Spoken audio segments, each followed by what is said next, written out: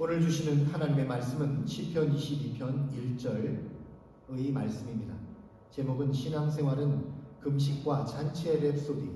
Life of faith is rhapsody of fasting of and feast라고 하는 제목으로 말씀을 보겠습니다.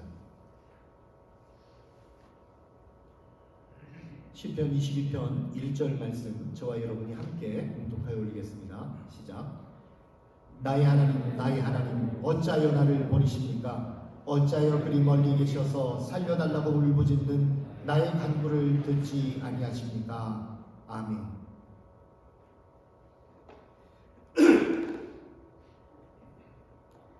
네, 음악 형식 중에 랩소디라는 것이 있습니다. 여러분 스페인 랩소디, 헝가리 랩소디 같은 거 들어보셨죠? 아니면 적어도 퀸의 보헤미안 랩소디 이런 거 들어보셨을 것입니다. 랩소디라는 것은 음악 장르 중에서 형식적 구조가 없는 강렬한 감정들을 표현하는 음악이라고 하는 의미를 가지고 있습니다. 랩소디가 원래 고대 그리스의 음송 서사시들, 그러니까 호메르스의 오디세이아, 그 다음에 일리아스 이런 것을 모아놓은 것을 뜻하는데요. 이후에 이 서사의 뜻에 더하여 강렬한 감정이 포함된 것을 뜻하게 되었습니다. 그래서 우리 말로 랩소디를 번역할 때 광시곡이라고 부릅니다. 진취적인 영웅의 모습을 담은 그러한 서사시적 음악이면서 동시에 우리 심령, 감정의 그런 열광적인 감정을 기록한 음악이다 라고 하는 의미를 담고 있죠. 제가 왜 이야기를 하냐면 오늘 우리가 함께 보게 되는 이 시편 22편은 바로 이러한 랩소디의 형식을 취한 시편입니다. 우리가 나누게 되는 이 시편은요, 고난 속에서 갖게 되는 두려움, 이것과 그리고 마침내 갖게 되는 축제에 대한 확신, 이것이 함께 들어있는 것입니다. 한 개의 시편 속에 격렬한 감정의 변화가 있고 또 동시에 인류 역사를 아우르는 대서사가 들어있는 것이죠. 이 시편의 느낌, 이것을 쉽게 말하면 이런 거예요. 제가 목회를 하면서 하루 중에도 감정의 롤러코스터를 계속 타게 되는데 낮에는 누구 청년의 결혼식에 참여를 합니다. 그러면서 함께 축제를 즐기죠. 밤에는 어떤 분의 장례식에 참여를 해서 함께 눈물을 흘립니다. 밤에는 까만 넥타이를 메고 나갔다가 낮에는 핑크빛 넥타이를 메고 나가는 것이 인생의 목회에 느끼게 되는 감정의 롤러코스터라는 것입니다. 오늘 보는 이 시편 22편이 바로 그런 시편입니다. 이 시편 22편은 교회 역사 중에서 가장 중요하게 여겨진 시편 중에 하나인데 왜 그러냐면 그 1절에 나와 있는 내용 때문입니다. 1절을 보십시오.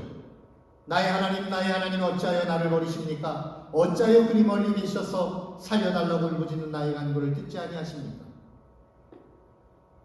여러분 이 구절 보면 어디서 많이 듣던 거 아닙니까? 어디서 들으셨나요? 나의 하나님 어찌하여 나를 버리십니까? 어디서 들으셨어요? 네, 예수님 십자가 위에서 하신 말씀으로 우리가 고난주간에는 항상 듣는 설교 말씀에서 여러분 들었습니다. 예수님은 십자가 위에서 이렇게 말씀하셨습니다. 엘리 라마 사박다니.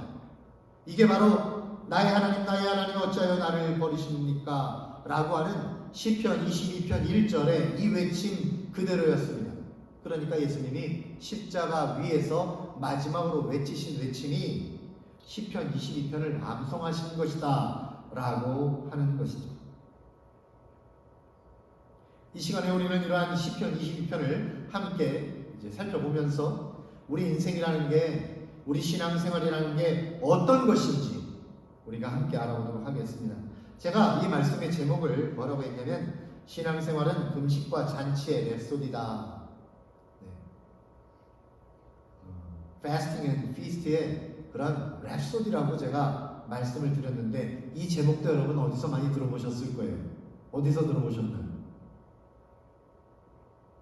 제가 매일의 말씀 한 모금에서 지지난주 금요일 날 아침에 이 제목으로 말씀을 전했습니다. 그날의 큐티 본문이 에스더 9장 31절이었는데 이런 말씀이었습니다. 불임절에 대한 말씀인데요. 이것은 유다 사람 모르드게와 에스더 왕후가 지시한 것일 뿐만 아니라 유다 사람들 스스로도 기꺼이 불임절을 명절로 확정하고 그 자손들도 그때가 되면 금식하며 슬피 울면서 지키도록 하였다. 유대인들은요, 불임절이라는 것을 지킵니다. 페르시아 왕 아하수에로 왕이 통치하던 당시에 에스더라고 하는 유대 여인이 왕비가 되었는데, 이 에스더는요, 하만이라고 하는 악한 총리가 계획을 세우기를 유대 백성들 전체를 다 멸망을 시켜야 되겠다라고 했을 때 유대 백성들을 건져 올린 사람이 에스더였습니다. 그리고 그날을 불임절이라고 이름 지었는데요. 왜 불임절이라고 했냐면 하만이 유대 백성들을 멸망시킬 때 제비를 뽑아서 날짜를 정했거든요. 그래서 그 날짜에 이들을 다 죽여야 되겠다 해서 제비 뽑았다 해서 불임절이라고 이름을 졌습니다. 그런데 이 불임절의 의미가 바뀌었죠. 에스더의 활약으로 이날은 유대 백성들이 오히려 원수들을 잡아 죽일 수 있는 날로 바꾸게 된 것입니다. 대역전극의 날이 바로 불임절이었던 것이죠. 그런데 이 불임절에 유대인들은 지금도 불임절을 지킵니다. 유대인들이 불임절에 암송하는 시편이 뭔지 아세요? 그게 바로 시편 22편입니다. 우리가 오늘 보는 말씀이죠. 그렇다면 유대인들은 왜 불임절에 시편 22편을 암송하는 것일까요? 그들이 불임절에 느끼는 감정하고 딱 맞아떨어지기 때문입니다. 그들이 불임절에 느끼는 감정, 해마다 불임절이 되면 유대 백성들, 푸림이라고 하는 이 불임절이 되면 유대 백성들은 두 가지 복합적인 감정을 격렬하게 느끼게 되는데, 그 느끼게 되는 첫 번째 감정은 바로 슬픔과 고통의 감정입니다. 하만이 계략을 벌여가지고 멸망당할 날짜를 정해놨잖아요. 그러니까 유대 백성들이 남은 건 뭡니까? 이제 죽을 날만 손꼽아 기다리는 것입니다. 그러니 얼마나 원통하지 않을 수가 없지 않습니까? 이런 가운데에 불임절을 지날 때마다 이 사람들은 생각하는 거예요. 아, 우리 민족은 멸망이구나 라고 생각했던 과거의 역사가 늘 떠오르는 것입니다. 그러므로 1절에 나와 있는 나의 하나님 어찌하여 나를 버리십니까? 어찌하여 그리 멀리 계셔서 살려달라고 울부짖는 나의 간구를 듣지 아니하십니까? 라고 하는 감정이 계속해서 일어나는 것입니다.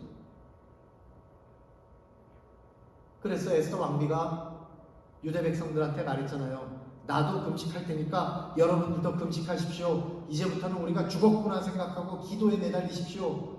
한 그 기도가 불임절마다 계속되는 그들의 감정이었던 것입니다.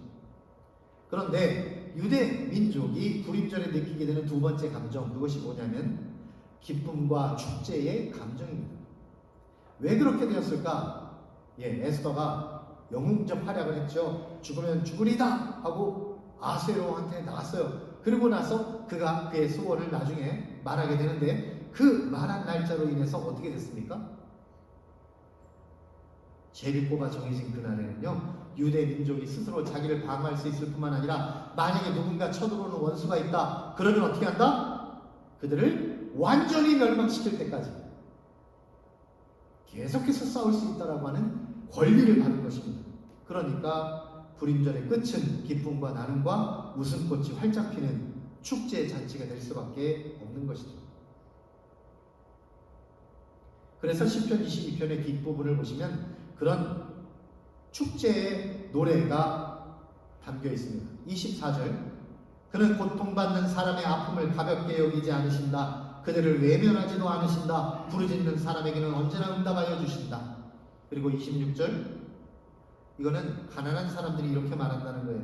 여러분들의 마음이 늘 유쾌하게 빕니다. 그리고 손에는 잔을 딱 들고 하면서 축배를 들고 배불리 먹을 수 있을 것이다. 주님을 찾는 사람은 누구나 주님을 찬양할 것이다. 이렇게 축제의 분위기가 있었다는 것입니다. 그런데요, 불임절에 그러한 유대민족의 슬픔과 기쁨의 이야기만 있는 것이 아니라 시편 22편은 바로 우리들이 부르는 노래라는 것입니다. 우리 크리스천들이 즐겨 부를 수밖에 없는 노래라 하는 것입니다. 왜 그러냐? 왜 그럴까요? 우리 인생이 뭐다? 제가 말씀드렸잖아요. 우리 인생은 뭐다? 금식과 잔치의 랩소디다. 슬픔과 기쁨의 랩소디다 라고 하는 것입니다. 우리 인생이라는 것, 신앙생활이라는 것도 다 마찬가지예요. 금식과 회개와 눈물의 기도로 밤을 지새울 때도 있는 것이고, 또한 기쁨과 감사와 즐거운 축제를 벌일 때도 있는 것이기 때문입니다. 주님께서 마지막 십자가 위에서 시편 22편 1절을 외치신 이유도 그런 것입니다. 우리는 다 사망과 죄의 법 아래서 신음하며 고통으로 울부짖는 사람들이잖아요. 우리들이. 그런데 예수님은 우리 인생을 대표해서 십자가 위에 올라가신 것 아닙니까? 그렇다면 예수님께서 뭐라고 외치셔야 돼요? 시편 22편을 외치셔야 되죠. 그리고 또한 예수님께서 부활하심으로 말미암아 그 부활하신 주님을 믿기 때문에 우리는 어떻게 됩니까? 축제와 잔치의 노래를 부를 수밖에 없잖아요. 그러니까 그것을 말씀하시기 위해서 예수님은 시편 22편을 노래하실 수밖에 없었던 것입니다. 그래서 우리 신앙생활이라는 것은 금식과 잔치의 랩소디가 되는 것이죠. 이제 시편 22편 전체를 우리가 쭉 훑어보겠습니다. 그러면서 어떻게 진행되고 있는지를 보게 되는데, 시편 22편이 장마치 31개의 구절로 되어 있어요. 굉장히 길지요. 그래서 여러분과 함께 다 읽어보고 싶지만, 그러면은 다 읽어보고 나면 설교 시간이 끝나요. 그래서 어떻게 하느냐? 여러분 댁에서 한번 시편 22편을 다시 한번 묵상하시기 바랍니다. 그리고 우리가 함께 보는 이 말씀, 함께 듣게 되는 설교 말씀을 통해서 여러분 이 내용이 어떻게 구성되어 있는지 살펴보시면서 여러분의 인생, 여러분의 신앙생활이라는 것이 무엇인지를 다시 한번 음미하시기를 바랍니다.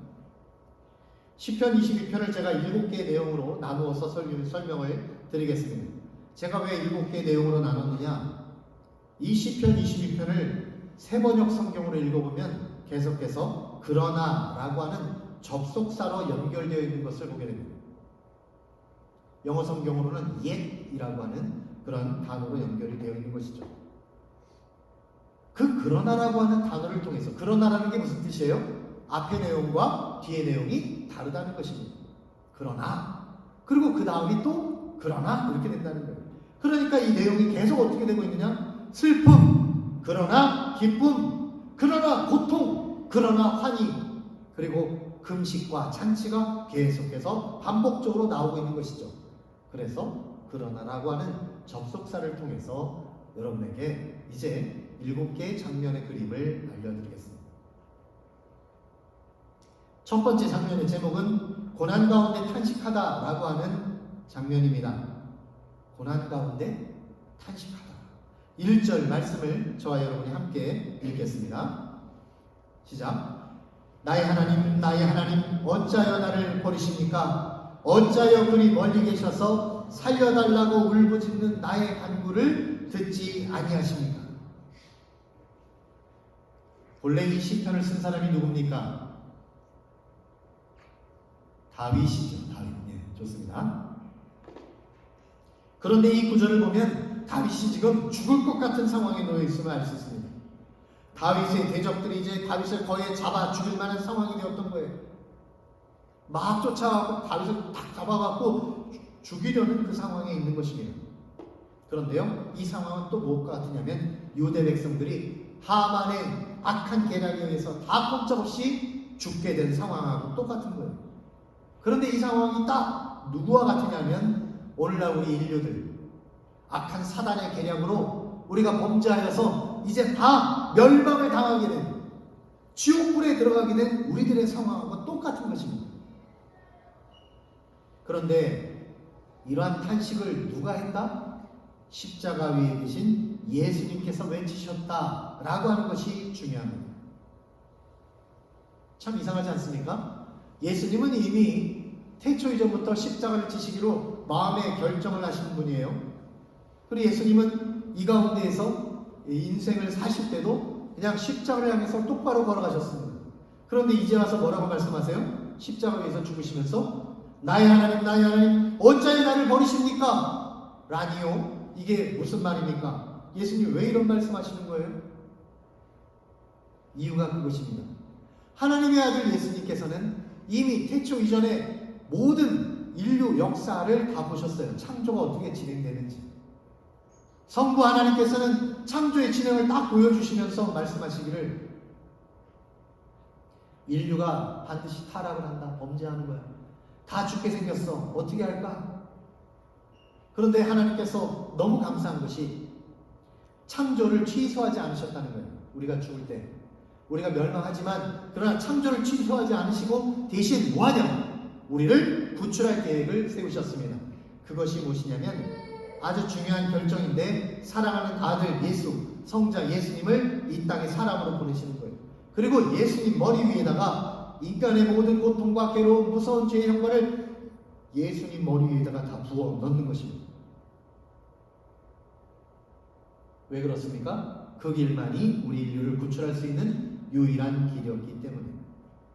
그러므로 예수님께서 십자가 위에 계실 때 그 형벌의 나무 위에서 무엇을 고백할 수밖에 없나요? 바로 다윗과 같은 고백을 할 수밖에 없는 것입니다.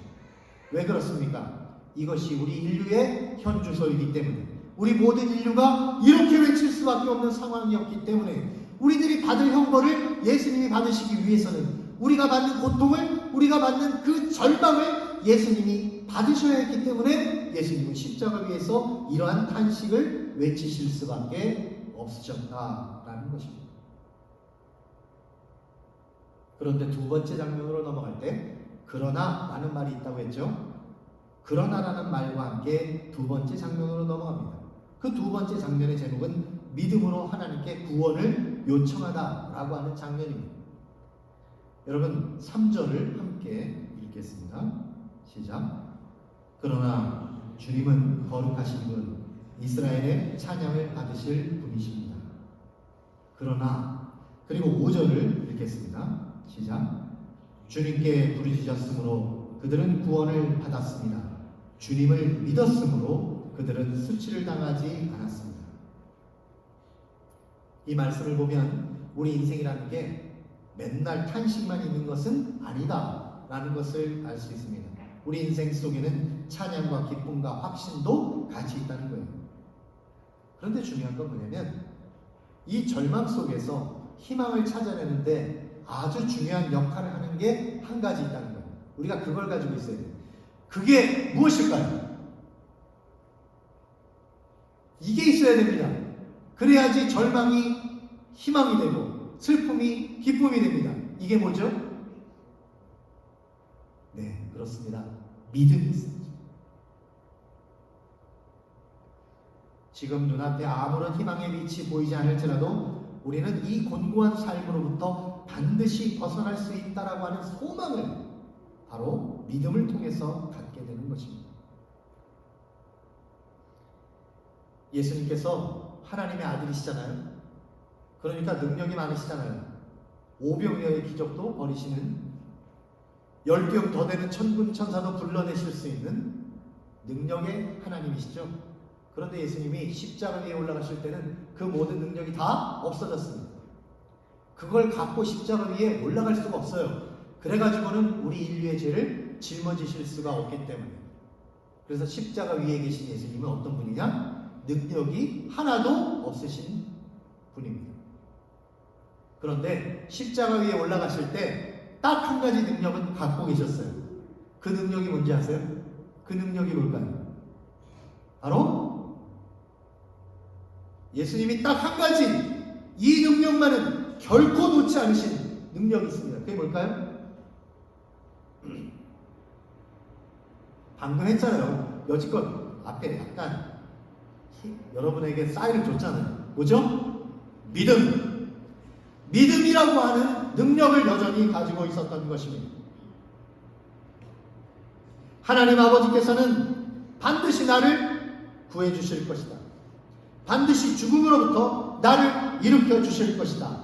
라고 하는 사실을 너무나 굳건히 믿고 계셨던 것입니다. 그래서 시편 22편은 이러한 구원받음에 대한 확신을 기록한 시편입니다. 또 그러나가 나와요. 그러나로 이어지는 세 번째 장면, 그것은 무엇입니까? 주님이 아무리 믿음을 가지고 있다고 하시더라도 지금 현실을 돌아보면 여전히 사람들의 비웃음 소리만 들려온다라는 것입니다. 6절을 함께 읽겠습니다. 시작. 그러나 나는 사람도 아닌 벌레요 사람들의 비방거리 백성의 모욕거리일 뿐입니다. 그리고 8절을 읽겠는데 8절은 세상 사람들이 말하는 거예요. 시작. 그가 주님께 그토록 의지하였다면 주님이 그를 구하여 주시겠지. 그의 주님이 그토록 그를 사랑하신다니 주님이 그를 건져주시겠지 합니다. 예, 안타깝게도 다시 업다운 하다가 지금 다운 됐는데 뭐라고 됐냐? 시편 22편의 노래는 다시 현재의 고난의 자리로 돌아왔습니다. 우리가 아무리 하나님께서 나를 구원하실 것을 분명하게 믿고는 있지만 지금 내 귀에 들리는 소리는 뭐다? 항상 사람들의 비웃음 소리뿐이다 라는 것입니다. 사랑하는 여러분, 이 구절이야말로 우리들의 현실 아니겠습니까? 우리 믿음의 사람들이 담대하게 믿음의 길을 걸어가면서도 누구나 다 경험하는 게 이런 겁니다. 초대교회 성도들도 그러지 않았어요? 처음 예수님 믿은 사람들, 그 사람들이 오직 믿음과 선한 행실로만 살았습니다. 처음 예수 믿고 그 다음에 착한 일만 했어요. 어려움에 빠져있는 사람들 위로해주고, 먹을 것이 없는 이들 먹을 것 주고, 돌봄이 필요한 이들에게 베품과 나눔을 실천하고, 복음이 필요한 이들에게 그렇게 복음을 전해주는 사랑으로 복음을 실천하는 사람들이었습니다. 그런데 초대교회 성도들에게 돌아온 게 뭐예요? 세상 사람들의 비웃음, 손가락질, 박해, 그리고 고통, 심지어 죽임을 당하는 일만이 기다리고 있었던 것입니다. 오늘날 우리들도 마찬가지입니다. 본래 인간 세상이 그런 거예요. 우리가 아무리 하나님을 신뢰하고 하나님 뜻대로 살아가려고 해도 우리들에게 돌아오는 게 뭡니까? 세상 사람들이 우리를 조롱하면서 뭐라고 해요? 하나님이 어딨냐? 그리고 너 하나님 믿는다고 하는데 하나님 믿는다고 해서 인생에 뭐 도움되는 거 있더냐? 혹시나 그 세상 사람이 자기가 나보다 사회적으로 높거나 물질이 많으면 이렇게 말하죠. 야, 너 하나님 믿는다면서 너는 왜 아직도 사는 형편이 그 모양 그 꼴이냐? 이렇게 세상 사람들은 우리를 자기들의 인생 기준으로 하나님을 판단하고 우리 크리스찬들을 업신여기고 있습니다. 이게 현실입니다. 그러나 시편은 다시 그러나라는 단어로 감정의 분위기를 바꿔버렸습니다. 그 네 번째 장면이 바로 그리스도가 십자가를 지시다라고 하는 장면입니다. 9절로부터 18절의 내용이 있는데 그 중에 9절, 10절을 먼저 읽겠습니다. 9절, 10절 시작. 그러나 주님은 나를 모태에서 이끌어내신 분, 어머니의 젖을 빨 때부터 주님을 의지하게 하신 분이십니다. 나는 태어날 때부터 주님께 맡긴 몸, 모태로부터 주님만이 나의 하나님이었습니다. 네, 세상 사람들이 어떻게 하든 상관없어. 나는 주님만 믿어. 나는 하나님만 바라봐 라고 고백하는 거예요. 그런데 이 고백을 하신 분이 누구냐면 바로 다윗이면서 동시에 예수님이십니다. 그러면서 우리들의 고백이 되는 거예요. 그런데 예수님께서 그 뒤에 어떤 고백을 하고 계시느냐면 16절, 17절, 18절에 십자가의 고통을 고백하고 있습니다. 함께 읽겠습니다. 개들이 나를 둘러싸고 악한 일을 저지르는 무리가 나를 에워싸고 내 손과 발을 묶었습니다. 뼈마디 하나하나가 다 셀 수 없을 만큼 암상하게 드러났으며 원수들도 나를 보고 즐거워합니다. 나의 겉옷을 원수들이 나누어 가지고 나의 속옷도 제비를 뽑아서 나누어 가집니다. 이것은 다윗이 고백한 것일까요? 예, 시편은 다윗이 썼습니다만 특별히 이 18절을 보시면 이 시편을 쓰신 분은 바로 누구다 하는 것을 우리가 알 수 있습니다. 이 시편의 진짜 저자는 누구입니까? 예수님입니다. 왜 그렇습니까? 다윗은 고생을 많이 했지만 다윗은 왕이었고요. 한 번도 이런 경험을 한 적이 없어요. 나의 겉옷을 원수들이 나누어 가지고 나의 속옷도 제비를 뽑아서 나누어 가집니다. 이런 경험을 다윗은 한 번도 한 적이 없습니다. 이 경험을 실제로 하신 분은 누구냐? 예수님이세요. 예수님이 십자가 위에 달리셨을 때 저 아래 있는 로마 병정들이 예수님의 옷을 제비 뽑아서 나누어 가지는 것을 직접 목격하셨던 것입니다. 그런데 예수님은 십자가 위에서 이것을 목격하시기 이전에, 태초 이전에 먼저 이 상황을 목격하셨죠. 이렇게 될 것을 다 알고 계셨습니다. 그러면서 실제로 2000년 전에 예수님께서 십자가를 지신 것이죠. 그런데 그 예수님보다 1000년 전에 다윗이 이러한 고백을 하게 하심으로써 과연 어떤 일이 일어날지를 예언하게 하신 것입니다. 그러니까 예수님은 이미 다 보시고 아시면서 이 상황을 예언하게 하셨고 그 일을 성취하셨던 것이죠. 그러면 이 시편이 우리들에게 가르쳐 주는 것은 무엇입니까? 우리가 지금 고난의 현장에 있을지라도, 어떤 고난의 상황에 놓여 있을지라도 항상 기억하라는 것입니다. 무엇을요? 예수 그리스도의 십자가의 고난을 기억하라는 것입니다. 악한 사단이 와서 우리를 향해서 계속 손가락질하겠죠. 너는 그 모양 그 꼴이고 너는 그거밖에 안 되고 네 형편이 이런 것뿐이잖니. 하지만 우리는 말합니다. 그래, 나는 죄인이고 나는 할 수 없는 자이지. 그러나 이 모든 것을, 이 모든 저주를, 모든 형벌을 십자가에 계신 예수님이 다 받으셨어.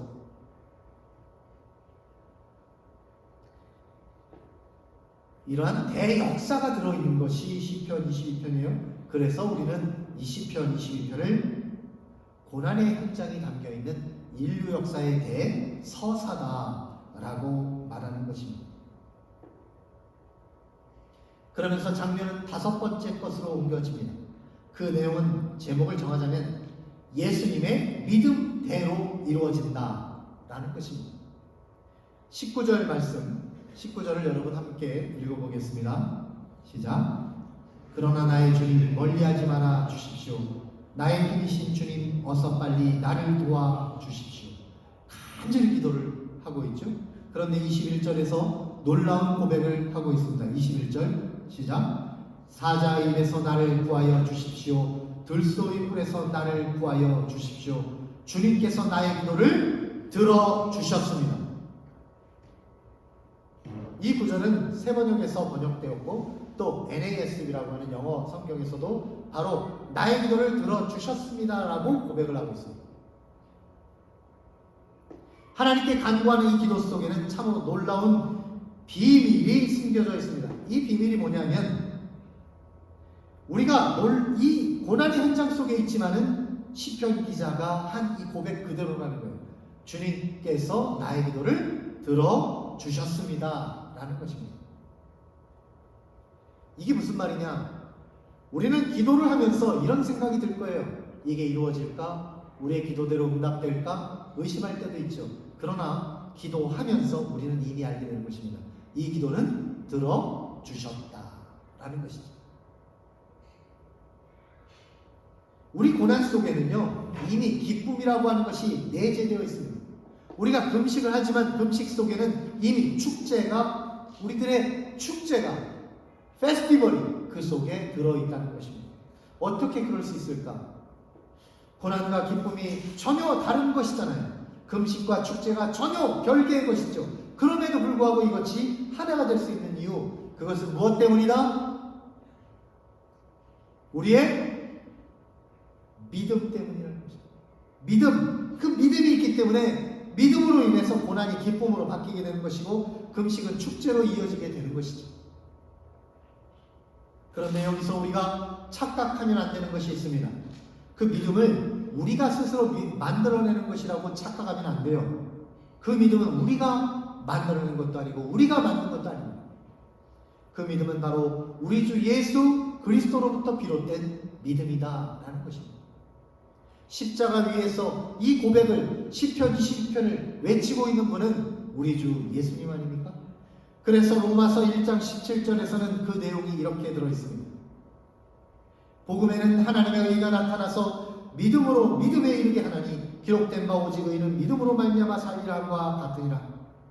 여기에 보면요, 이것을 영어 성경 중에서 NASB를 통해서 NASB가 영어 번역 성경 중에서는 가장 헬라어에 가깝게 번역을 한 의역을 하지 않은 그런 성경입니다. 거기에 보면 From face to face라고 되어 있어요. The righteousness of God is revealed from face to face. 어떤 믿음으로부터 어떤 믿음으로 이렇게 드러나게 된다라고 되어 있습니다.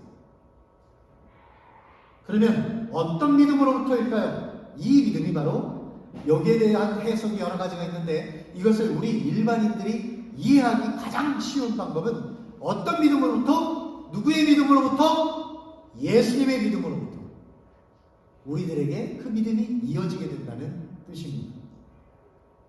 그러니까 우리가 믿는 믿음은 뭐냐? 예수님께서 십자가에서 죽음을 맞이하실 때 예수님은 이미 한 가지 능력을 가지고 있다고 그랬잖아요. 어떤 능력입니까? 하나님께서 자신을 부활시켜 주실 것을 믿으셨다고 그랬죠. 이것이 바로 부활의 능력입니다. 이 부활의 능력을 가진 믿음, 그 믿음을 우리가 이어받아서 갖는 믿음이라는 거예요. 우리 모두가 이러한 믿음을 주님으로부터 이러한 믿음을 이어받으시기를 주님의 이름으로 축원드립니다. 그리고 이어지는 6번째와 7번째 장면, 여기에는 사실 그러나라는 단어가 없습니다. 그런데 제가 2개로 이렇게 나눠놨어요. 그럼 왜 이렇게 했을까? 오히려 이것은 그러나보다는 그러므로, 그리하여로 설명할 수 있는 부분입니다. 그래서 제가 이것을 그리면서 이렇게 생각을 해봤어요. 여러분들이 이해하기 쉽게 어떻게 할까? 밑에 있다가 쿵딱으로 이제 하면은 밑에 있는 건 쿵, 위로 올라가는 딱, 쿵딱, 쿵딱, 쿵딱, 딱이 되는 것이죠. 이렇게 써 있다라는 것입니다. 그리하여 6번째 장면은 뭐냐면 주님 앞에서 찬양과 축제를 벌이다라는 것입니다. 22절을 함께 읽겠습니다. 시작. 주님의 이름을 나의 백성에게 전하고 예배드리는 회중 가운데서 주님을 찬양하렵니다. 이제 십자가를 통과한 이 사람은 주님을 찬양하고 있습니다. 그리고 26절에 놀라운 축제 장면이 나오는데 함께 읽겠습니다. 시작. 가난한 사람들도 여러분들의 마음이 늘 유쾌하길 빕니다 하면서 축배를 들고 배불리 먹을 수 있을 것이다. 주님을 찾는 사람은 누구나 주님을 찬양할 것이다. 분위기가 완전히 바뀌었죠. 누가 이 상황에서 다윗을 보면 이상했을 겁니다. 왜 그렇습니까? 여지껏 울다가 막 웃다가 또 막 엉엉대며 울다가 또 조금 있다가 막 웃다가 크게 소리 내서 웃다가 이게 뭡니까? 여러분 이런 상황을 뭐라고 그러죠? 울다가 웃으면 엉덩이에 뿔 난다. 지금 이런 상황입니다. 막 울다가 막 웃다가 막 금식하다가 막 축제하며 맛있게 먹다가 이게 도대체 왜 이런 일이 일어나고 있는 것일까? 막 울부짖으며 기도하다가 갑자기 또 하나님을 찬양합니다. 왜 이럴까? 이게 바로 우리의 신앙생활이다. 믿지 않는 사람들이 우리 믿는 사람 보면 이렇게 참 이상하다. 이 사람들 미친 사람들 아닌가? 이렇게 생각합니다. 우리 신앙생활이라는 것이 맨날 울다가 웃다 이러는 거예요. 금식과 축제를 이어가는 거예요. 괴롭다가도 감사하고 죽음의 절망 중에 있다가도 하늘의 소망을 발견하는 거예요. 그러니까 크리스찬들은 장례식장에 가서도 어떻게 합니까? 찬양을 하잖아요. 그리고 이제 시편 22편의 마지막 장면, 그것은 우리가 이렇게 웃을 수밖에 없는, 축제할 수밖에 없는 이유가 그 속에 들어있습니다. 제목은 부활의 복음을 선포하다. 27절부터 31절까지를 볼 수 있는데 여러분 이 장면은 너무나 귀하고 아름다운 장면이어서 여러분 저와 여러분이 다 읽겠습니다. 이 부분은 21절, 27절로부터 함께 읽겠습니다. 시작. 땅끝에 사는 사람들도 생각을 돌이켜 주님께로 돌아올 것이며 이 세상 모든 민족이 주님을 경배할 것이다. 주권은 주님께 있으며 주님은 만국을 다스리시는 분이시다. 땅속에서 잠자는 자가 어떻게 주님을 경배하겠는가? 무덤에서 내려가는 자가 어떻게 주님 앞에 무릎 꿇겠는가? 그러나 나는 주님의 능력으로 살겠다. 이게 바로 부활에 대한 메시지죠. 30절 계속 내 자손이 주님을 섬기고 후세의 자손도 주님이 누구신지 들어알고 아직 태어나지 않은 세대도 주님께서 하실 일을 말하면서 주님께서 그의 백성을 구원하셨다 하고 선포할 것이다. 우리 주 예수님께서는 십자가 지시면서 이미 부활 믿고 계셨고 고난의 현장에서도 감사기도 올렸고 고난과 금식의 현장에서도 기쁨과 잔치의 자리를 보고 계셨습니다. 그렇기 때문에 우리 주 예수님을 믿는 사람들에게는 부활이 있는 것이고 영생이 있는 것이고 우리들에게는 천국의 기쁨이 가득한 것입니다.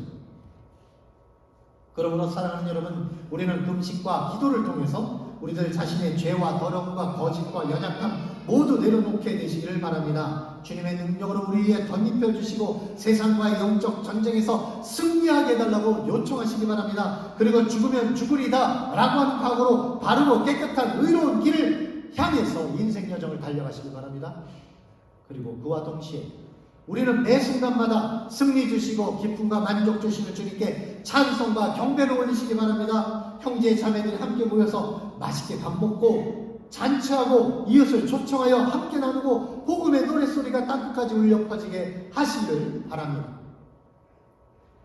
이러한 금식과 잔치의 랩소디가 바로 우리가 이 땅을 살면서 부를 노래인 줄로 믿습니다. 그래야 우리가 마침내 하나님의 나라에 이르게 되면요, 이 두 가지 전혀 다른 감정선을 가진 노래가 하나의 하모니를 이루면서 영원하신 하나님께 드리는 새 노래가 되는 것을 우리는 목도하게 될 것입니다.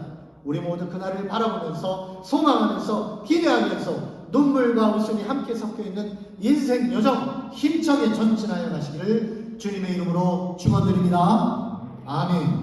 우리 함께 기도하겠습니다. 기도하실 때 앞에 기도 제목 세 가지를 두었습니다. 주님의 교회 모든 지체들이 믿음으로 고난을 극복하고 기쁨의 삶을 살 수 있도록, 또한 주님의 교회가 이웃을 내 몸같이 사랑하라는 주님의 계명대로 나눔과 배품을 실천하도록, 그리고 우크라이나 사태가 하루빨리 종식되고 전쟁이 그치고 평화가 다시 찾아올 수 있도록 우리의 마음을 하나님 앞에 내어드리면서 진실한 마음으로 함께한 목소리로 기도하겠습니다.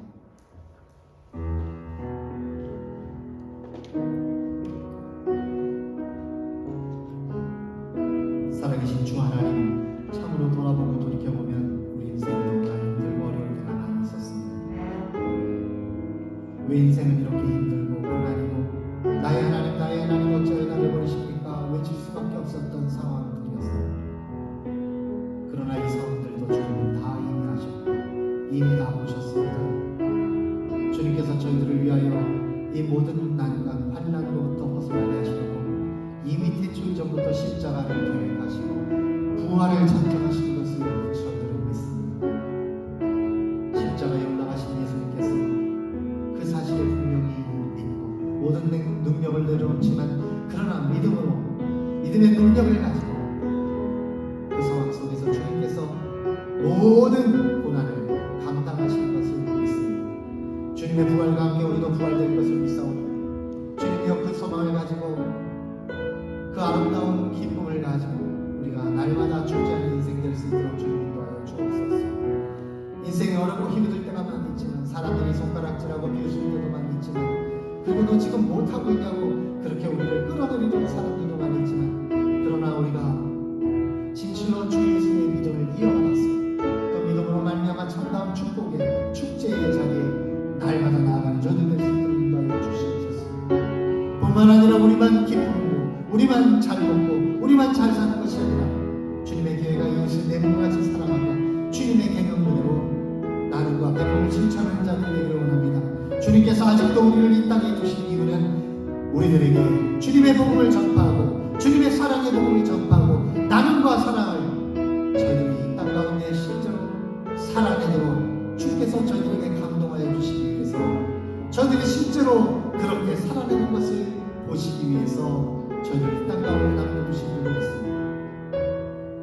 주님의 교회는 다른 누구의 것도 아니라 주님의 것입니다. 주님의 교회가 진실로 주님의 것 같게 주님의 소원하신 그 말을 저희들이 실천하여 이루어갈 수 있도록 도와주시옵소서. 저희들의 마음에 감동하여 주시옵소서. 이웃을 진실로 원수까지도 사랑하는 마음 저희들에게 허락하여 주시옵소서. 모든 것을 내려놓고 모든 것을 용서하고 모든 것을 다 용납하고 받아들여서 그들과 우리가 함께 하나 되어 주 하나님 나라의 귀한 백성들 다 될 수 있도록 주님 축복하여 주시옵소서. 이 땅 가운데 위험이 그치고 전쟁이 그치고 사람을 죽이는 일이 더 이상 없도록 주님 인도하여 주시옵소서. 우크라이나 사태가 하루빨리 종식되기를 원합니다. 전쟁이 그치고 평화가 다시 찾아올 수 있기를 원합니다. 또한 우크라이나 난민들 참으로 타지에서 자신의 공동체를 잃어버리고 자신의 땅을 잃어버린 채 알 수 없는 이 타지에서 고생하며 고통하는 그들에게 주님 삶의 터전을 다시 회복시켜 주시고 그들에게 필요한 것, 먹을 것과 입을 것, 잠잘 것을 다시 공급하여 주시고 그들의 가족을 다시 회복시켜 주시고 그들의 공동체가 기쁨으로 감사함으로 주 앞에 찬양하며 함께 아름다운 춤을 추며 하나님 앞에 축제하는 그날을 맞이할 수 있도록 주님 돌보아 주시옵소서. 저희들이 이 꿈을 향해 계속해서 나아갈 수 있도록 저희들의 마음 굳건한 믿음, 아름다운 사랑의 그런 소원을 주님 주실 줄을 믿사오며 모든 말씀 살아계신 예수님의 이름으로 간절히 기도드렸습니다. 아멘. 자리에서 일어나셔서 마지막 호신 찬양 주님께 올려드리도록 하겠습니다.